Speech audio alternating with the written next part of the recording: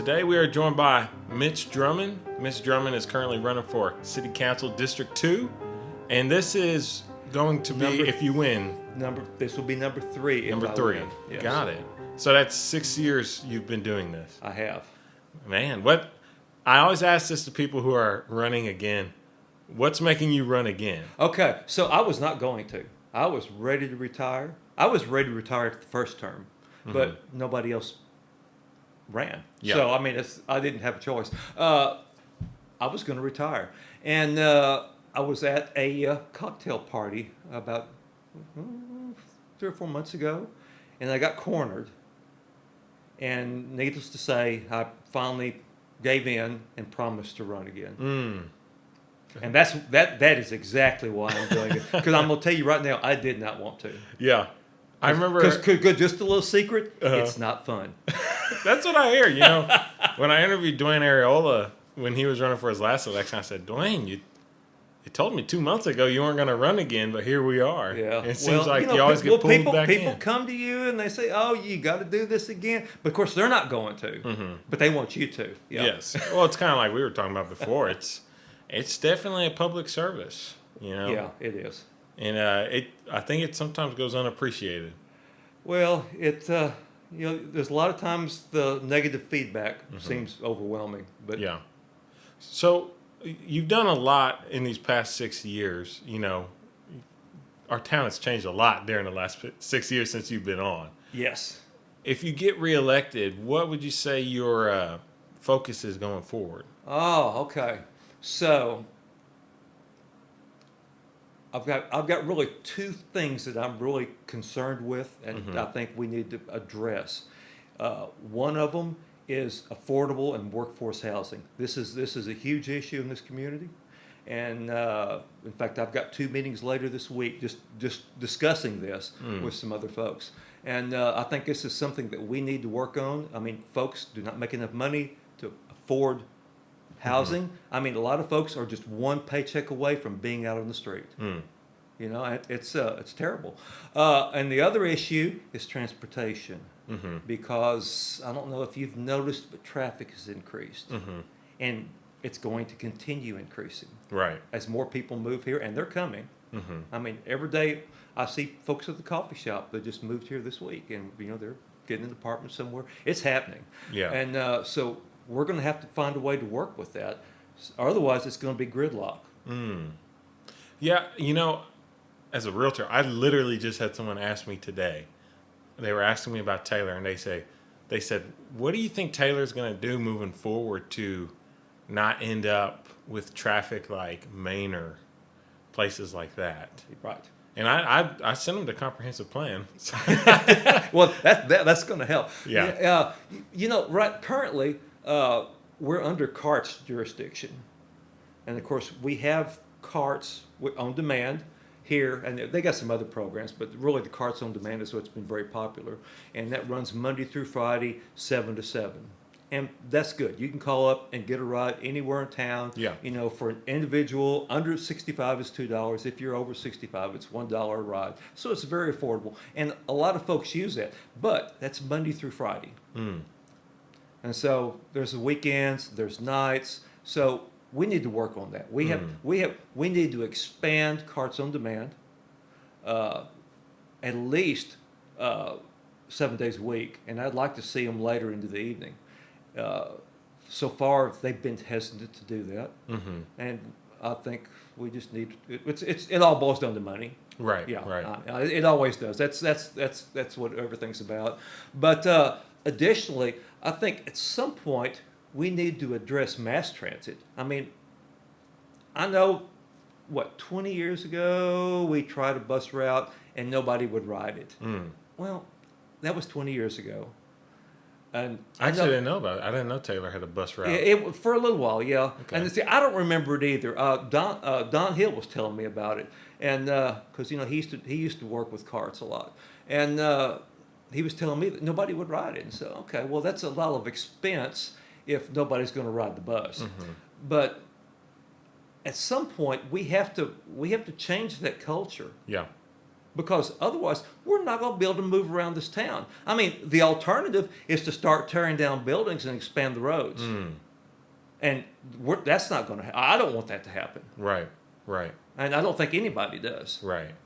And so we don't have any choice. So transportation going forward, I think I've read a little bit about it, but it's basically trying to take the more commercial and transit traffic coming through Taylor and go around the loop. Is that correct? Right. Yes. The plans are to take 95 around the east side of town. Okay. So it's actually going to finish, more or less finish out the loop. Okay. I think maybe a little further out, but I think that's the plans initially. Once they do that, then Main Street will belong to us. Right. For better or for worse. That's a huge expense, and that's the reason Right. we haven't done it already, because that's a lot of pavement that we've got to maintain. Right. It's a lot. I think I remember talking to the city planner a couple of years ago. And he was like, "Oh yeah, we would take it over today if we could, but If we could afford it." yeah, it's a lot of money to take care of streets." Exactly. Yeah, it really is. Yeah. So backing up a little bit, I wanted to talk about, and we talked about this a little bit before we started shooting. Okay. Just where you're from, growing up. Like you told me before, I had no idea that you graduated from Taylor. Well, no, I didn't graduate. Oh, you didn't graduate from Taylor. Okay, so I was actually born here on Main Street, on 8th and Main, at the old John's Hospital. Yeah, right across the street from Remax. Yeah, exactly. Yeah. In fact, one of the houses we lived in was right there on 8th Street. Oh, nice. Yeah. So right there off of Main. So I was born here in town and lived here until I guess I was 7. My parents had divorced. My dad was working in Austin. I was staying here with my grandmother in town, and I went to Austin. So I was here first and second grade. Then I went to Austin and went to to school there, and grew up there in Austin. Went to school. I graduated from Anderson up there on the hills. Up there were the Richie section. We were not rich by any means. We're real on the other side of the tracks. So. But I graduated and I was working in Austin, and I was working at Kroger's as a night stalker and having a really good. It was the 70s. It was Austin. It was a great time. Okay. Yeah. So I hear. Yeah. It was its heyday. But anyway, Kroger's was closing, and so I was going to lose my job. And my uncle worked out in Rockdale at the power plant. Not the power plant. He worked at the mines. And he was high up in the union, and he had a lot of pull. And he told me, he said, "If you need a job, you call me, and I'll get you some interviews." So, I was living in Austin. I did not want to go to Rockdale. Right. I mean, I still don't want to live in Rockdale. I'm sorry if that offends someone, but so I said, okay, but I can live in Taylor. I had family here in town. So so I moved to Taylor. And went out there and interviewed and got the job in Rockdale and started from the bottom shoveling coal like everybody else does in the labor gang, and worked my way up. And so that was back in '77, and I spent 33 years out at that plant. Worked my way up to lead instrument tech and started up a new power plant which ran for 5 years, and then they went bankrupt and tore it all down. So since then, you've lived in Taylor? Yes, I've been in here since '77. Oh, wow. Yeah. How have you seen Taylor change already? Oh, my God. From when '77 or when I was here as a kid? Oh, either one. Okay, so when I was here as a kid, when I was like 6, 7, I mean, downtown was booming. So when you go school shopping, you go downtown. I mean, they've got clothes, they've got shoes, they've got everything you want. And it's crowded. It was a booming place. Right. Now, I don't know when that changed. I want to say when we came back, it was not as robust. When I came back anyway, it was not as robust as it. Right. There was not much going on. Because I remember just me as a kid. I'm young. Like, people think I'm like 40. I'm 25. So I was born. You are young. Yeah. So I was born in '98. Growing up. My kids are older than you, right? Yeah. I don't know. People will see the bald head and they're like, what are you, like 50? Yeah. But as a kid growing up in the 2000s, downtown was a nothing zone. I know, and that's what it was. It was a ghost town. Mm-hmm. Yeah. Did you see that change happen from like 77? I'm trying to remember. Back then I was working all the time.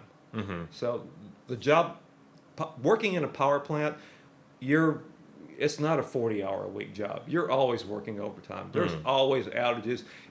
Usually you're working 12 hours a day. Mm-hmm. And so mostly I'd go to work and come home and Right. eat and sleep and then go back to work. And we did that a lot. And then you're on call and then you get in the middle. But anyway, that's another Right. story. But I really don't remember when that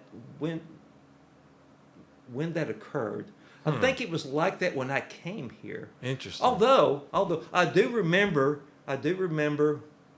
when I first got here, I was 19, and we were running around with friends, and I remember going to the Blazamar and having dinner in the restaurant there Oh, at the wow. bottom of the Blazamar. Yeah.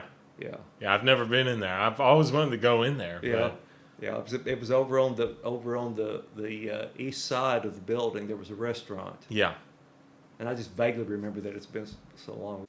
I know the Howard was still open. I mean, we took the kids there all the time. Right. I think the Howard closed. Oh, I remember seeing movies there as a kid. Yeah, But I remember seeing a movie there when I was like 4 or 5. I think Wow. some science fiction movie. My uncle took me to see a movie, and I remember. I'm sure we went more often than that. We used to have a drive-in too out here by I've heard by that. by the airport. That's so cool. Yeah. We need. And if you was over on Debush, you could watch the drive-in, but you couldn't Yeah. hear it. Yeah. That would have been if I was selling real estate back then. That would have been a selling point, I guess. Yeah, that's right. Yeah, but Free movies, yeah. yeah, get the lawn chairs. But before running for city council, you were here for, like you said, a while. What sort of community involvement did you have before council? When I was working, I didn't. I had kids. I was working, and for a long time I was a single dad with two boys, and that was really challenging. Right. Yeah, but we did scouting, and that was what we did together. Because those guys, we tried soccer and we tried basketball and baseball, and they were just not into sports. But they thrived in Boy Scouts, Cub Scouts, and Boy Scouts, and that was something that we could do together. Right. And so I watched them grow up, and watched them with their friends, so I knew most of their friends, which is good when you're raising boys, so you know who they're hanging out with. And so that was we went to church, but that was pretty much all of my involvement because that's all Right. the time I had Right. because it was a very demanding job. I can only imagine having a full-time job and 2 boys to raise. And you know what? I could never get them kids to do laundry. Well, now they did their own laundry. Uh-huh. So that was the deal. I told them, I said, I'm not going to do your laundry. You're going to do your laundry. If you want clean clothes, you wash them. Yes. And so some of them did, and some of them did not. But anyway, but they never would cook. I couldn't get them to cook. Well, that's like me. I bought them a hamburger helper. Come on, gosh, you Yeah. can do hamburger helper. No. Well, I only know how to cook scrambled eggs and toast because I grew up my mom obviously, and then I've been dating my wife since 8th grade, so I've hardly ever cooked a meal in my life. So when I moved out of the house when I was 8. As soon as I graduated, I got my own apartment. Had a friend, rented it with me, and so I had to learn to cook. Because I was working in a grocery store. You don't make a whole lot of money. It's true. And so you learn to cook. Yeah. And so one of the first things I learned to cook was fried potatoes and pecan pie. Nice. Nice. And I still make a really good pecan pie. I haven't had homemade pecan pie in quite a while. I'll have to make you one sometime. Today we make them with honey and maple syrup. But, Oh, nice. Yes, it's really good. I know how to make oatmeal. Yeah. I learned that too. Yeah. Yeah. Well, back to the, I guess, more political side of it. We talked about what your focus would be. What do you think some of the key issues you could see facing Taylor are going forward? Well, What are some things you want to, kind of lead Taylor, not away from, but what do you think could put us in danger,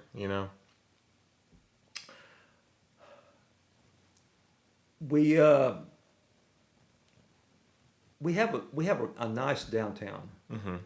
There's not many businesses down there, but it'll grow. And I see a lot of people downtown, but it's the same people. It's the same group, and it's just a small percentage of our community. I think there's a lot of our community that is not really involved in the life of this town. I mean, a lot of them work in Austin. They commute. I mean, they're busy. They have lives. They have jobs, and I understand that because I've been there. Right. But it's you just don't see them ever. I mean, you may pass them in the grocery store, Right. but that's about it. And I wish there was some way that we could form a tighter community with everyone. But it's really hard to get information out there. Yeah. You know, and the city, we've had it talking about this also. How do we communicate with folks? How do we get the message out to everyone? And then, Facebook. Well, oh God. Yeah. Yeah.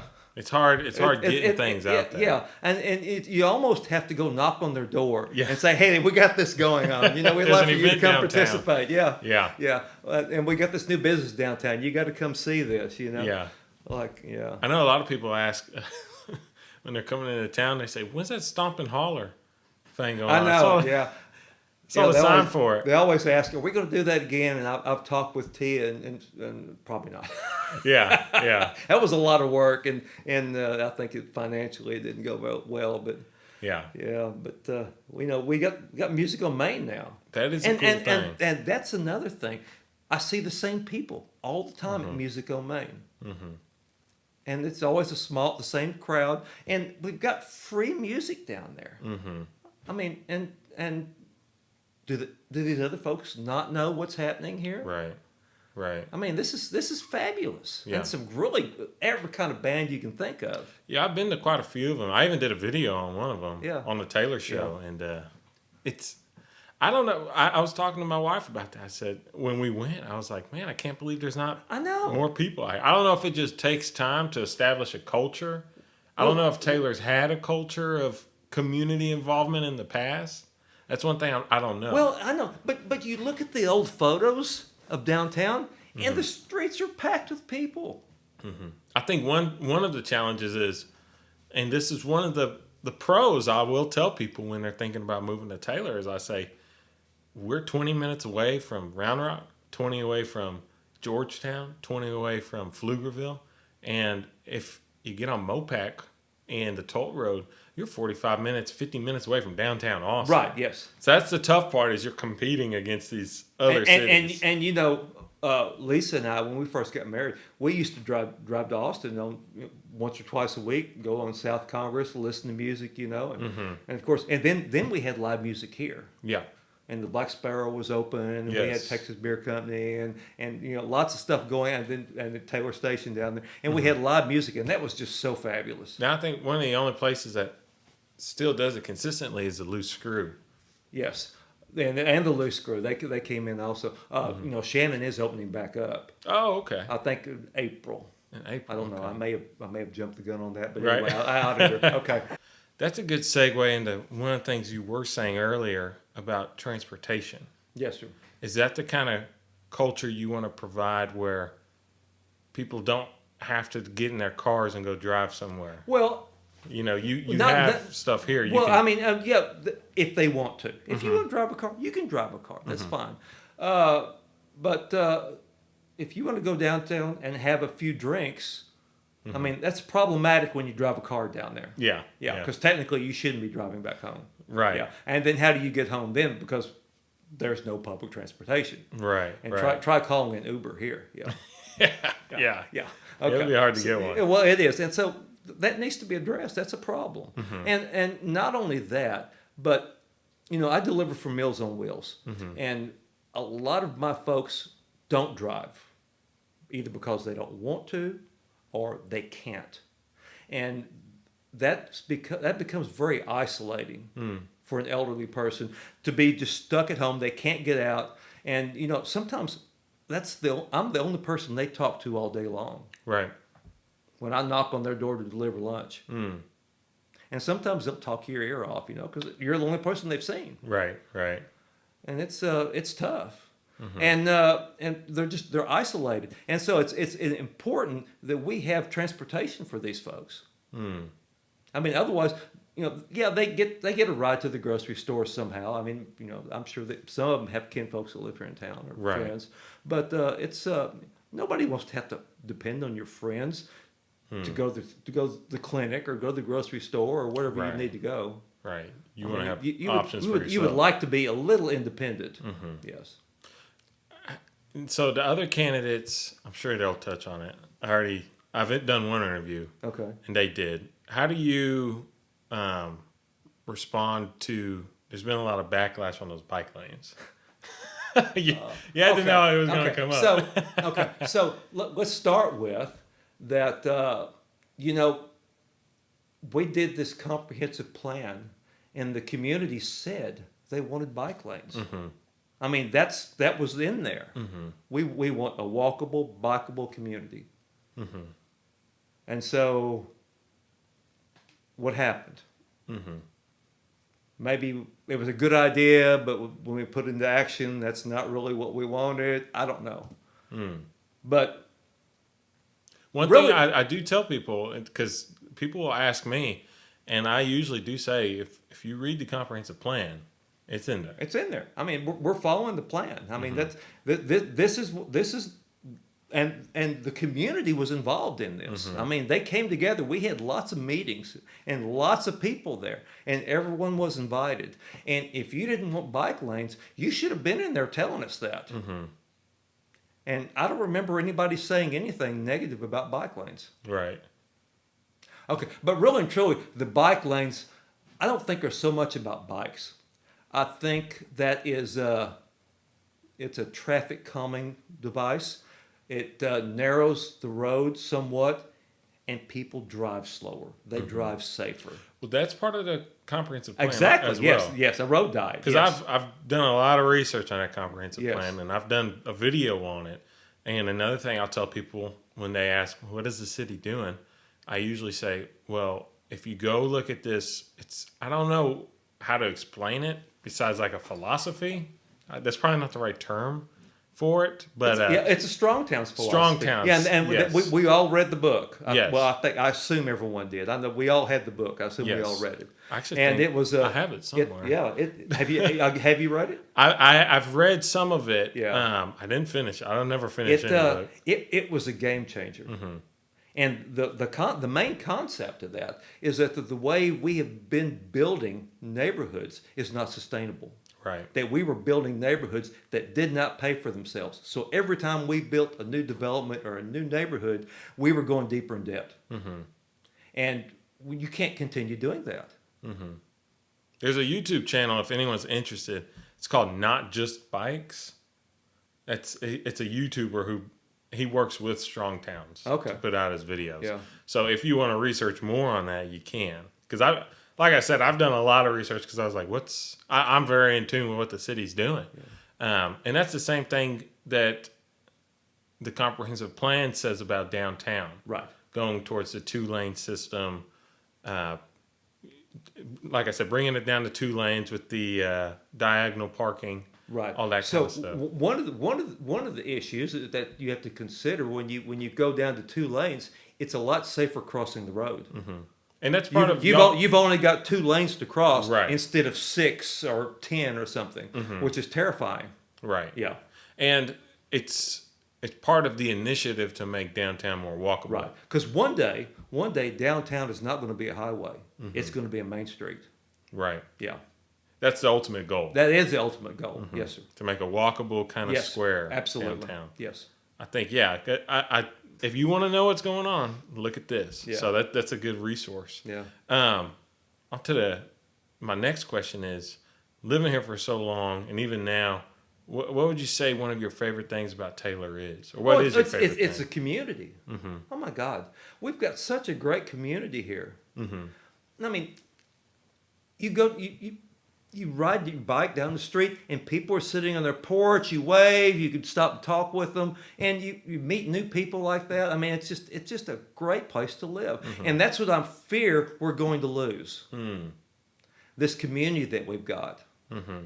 Do you think you fear we're gonna lose that due to growth, or? Well, part of it. I mean, we're going to outgrow that, and we're going to lose that small town feel. Where when I first got here, it was almost like you knew everybody. Right. I mean, you'd walk into the store and you knew everybody. Everybody knew their name. You know where they live.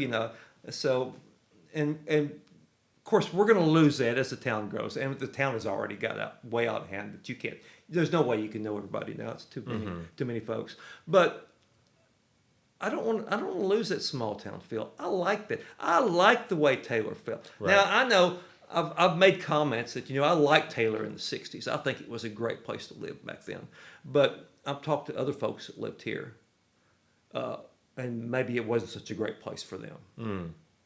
So that was just my perspective. So maybe that wasn't the best time for everyone, but there were some things that we can save from that. Right. That that sense of community and doing something together, and it's going downtown and being a part of something, and Right. it's just, I mean, that's the reason we live in town. Mm. I think that's part of the reason we're here. We want to do things together. Right. It's kind of like a big family. It is. I think in this world, I mean, you look at this on a national level, it's just one of the problems we have, where people can't get along nowadays. Well, there's family members I can't get along Yeah. with. I know, so we won't go there. Yeah. Yeah, name them. No. One last thing. Yes, sir. One more political thing. Because again, I'm sure the other candidates will touch on it. The compensation for the city council. Well, I voted against that twice. Yes. Okay. Now I did on the first vote. I did say, okay, well, if we're going to do this, if we have to do this, I think the mayor should be paid a little more than the rest of the council because he or she spends a lot more time up here at City Hall than we do. Right. I try not to go up there because I'm just in the way. I mean, the staff knows what they're doing, and they don't need me to guide them. But we guide them at the council meetings. But so I said, okay, well, if we're going to do this, I think the mayor should be paid more. But once again, I did vote against it because I told everyone to start with before we even started this. I said, I don't think I can give myself a raise. Okay, so the compensation committee comes back and gives us, okay, this is, I think, what we should do. And this is what the community thinks. Okay, if that's what the community thinks, okay, I can buy that. But that's not what we took. And so, no, I'm fine with rolling it back. Right. Or what the council, I mean, the charter amendment to set it at 125, that's fine. Or roll it back to 25. I don't care. I didn't do this for the money. Right. Yeah. I mean, that's where I'm at on it. That's a good standpoint. You were one of the two that voted against it. So, and I always tell people this too when they're running for city council or they're on city